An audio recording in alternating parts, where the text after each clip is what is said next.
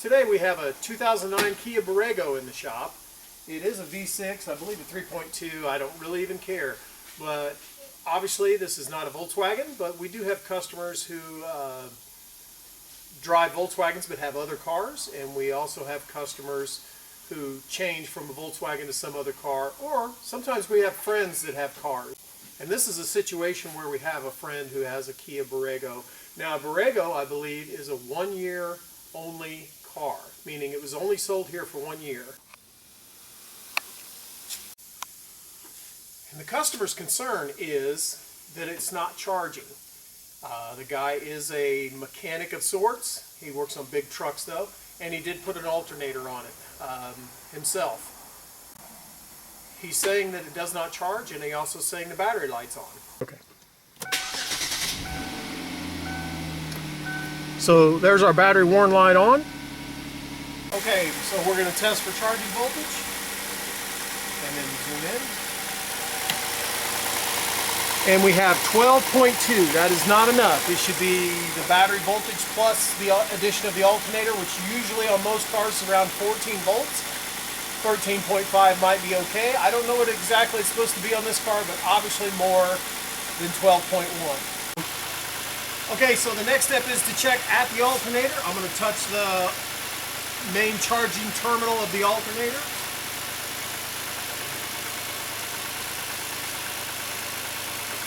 Very difficult to see down in there.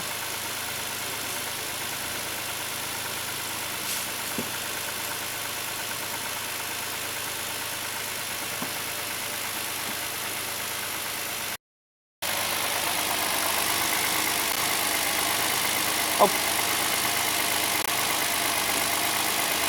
If I can stay on it, I got to push the boot out of the way. Okay, so it has 12.1 here also at the alternator, so that means the cable's hooked up and it's probably okay. Okay, so we printed some information on this circuit, and it says here the charging system is a battery, alternator, built-in regulator, blah blah blah. Alternator has built-in diodes. That goes for all alternators in the world. Therefore, DC current appears on the alternator B terminal. In addition, the charging voltage of this alternator is regulated by the ECM. That's scary, because if the ECM ain't working, it would need an ECM to fix it.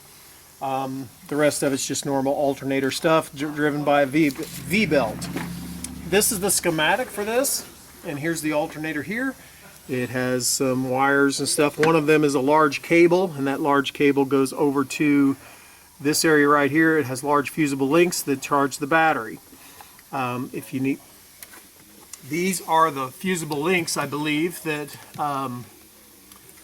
the alternator cable goes through in order to charge the battery. We're going to test those real quick. Go ahead. Okay, so I'm going to test both sides of these fuses to make sure they're not blown.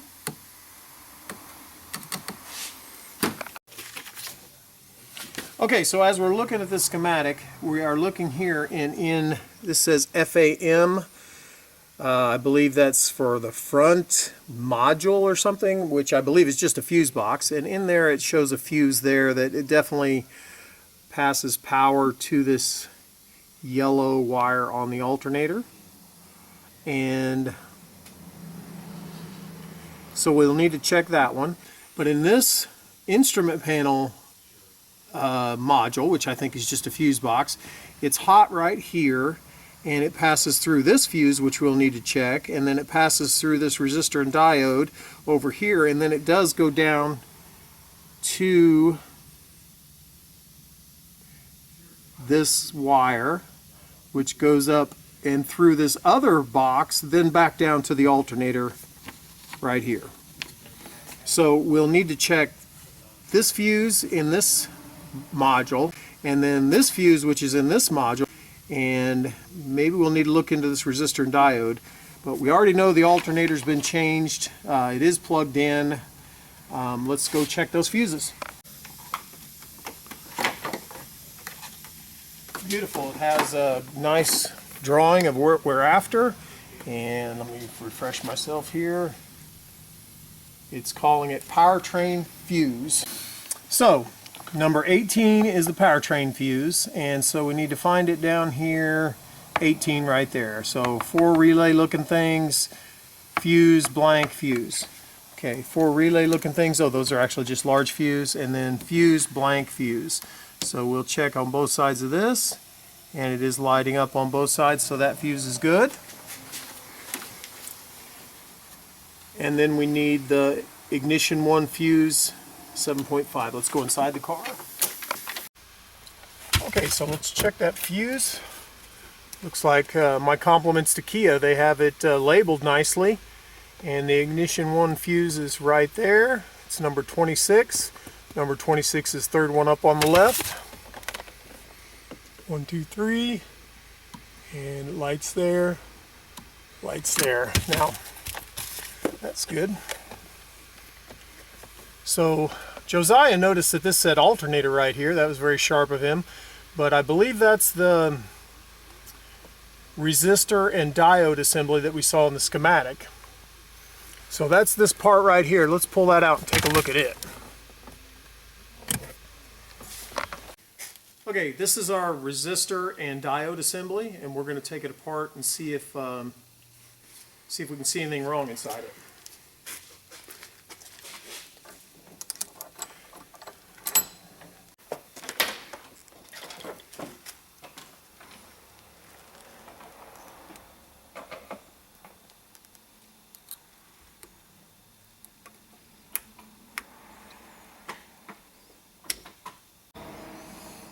Okay, so we got this apart, and you can obviously see a diode there and a resistor there.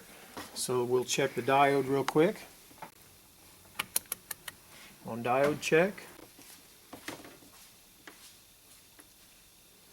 If we go one way, we should see some continuity, but if we go the other way, we don't, because it's a one-way. Okay, and then there should be flow through this resistor, so touching here should show us the resistance. Oh, let's turn it to ohms. Might have shown us the resistance anyway, but and we're getting complete open here. So it looks to me like our resistor is open, and maybe that would fix it. Let's go call and price resistor and diode assembly. Okay, we have been trying to get a resistor and diode assembly for this Kia. But we called Kia and they said it's not available by itself. You have to buy the whole fuse box assembly. And so we tried to buy a fuse box assembly and they said, oh, we don't service that anymore, it's discontinued. But they did give us the part number.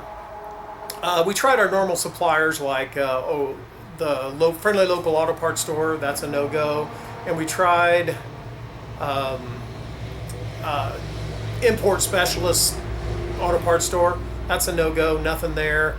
This thing is not available. So we looked for a used one at the auto parts, at the salvage yards, and found nothing. This being a 1-year only car, the salvage yards just don't have it. And it probably has the same components as other Kias, maybe SUVs, cars, I don't know. But unfortunately, nobody wants to search the yard to sell one little resistor and diode assembly. So we looked on eBay, and we were able to find a fuse box assembly on eBay.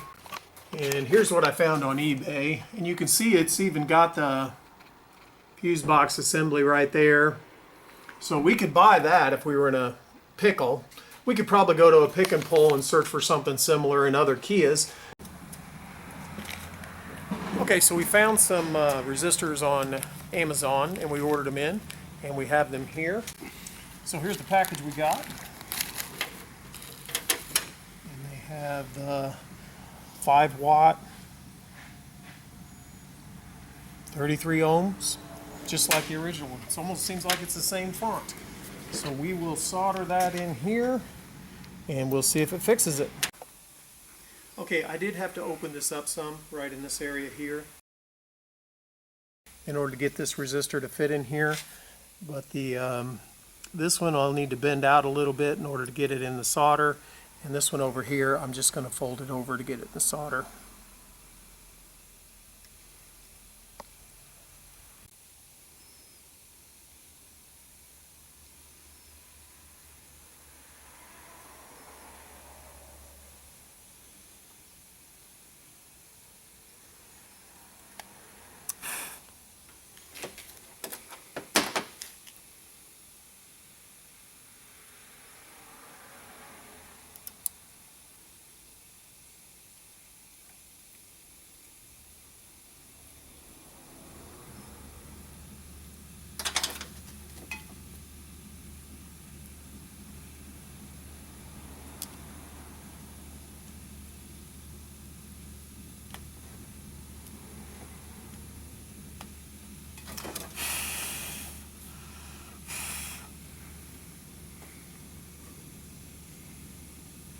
we'll snip that off and we'll plug it in and see if it works. Okay, let's plug this in and see if it works. Is my head blocking it? Mm.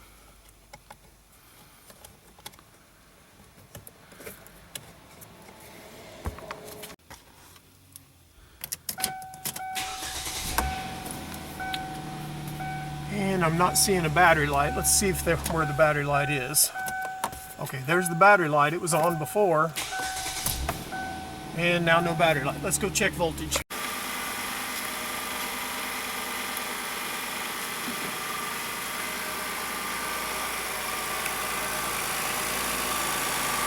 And we have 14.3. We'll drive it around, make sure everything's okay, and make sure it continues working.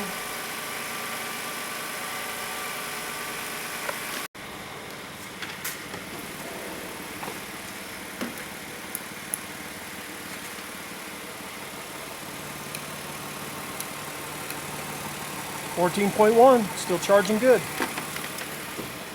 See that? The hood just about guillotined me. Okay, if you own one of these cars and you need a resistor and diode assembly, you absolutely can fix it. Just find somebody who can solder in a new resistor if the resistor's gone bad. I bet you that diode's available too if that diode's failed. But that'll save some of these, that'll certainly save some customers some money if they fix it themselves rather than buying a whole used fuse box or weeks of searching through salvage yards till you find what you need. But if you learned anything in this video, be sure and like and subscribe. And if you want to watch some other of my videos, there'll be one right there and one right there. And don't forget to subscribe and visit my website at www.kansascitytdi.com.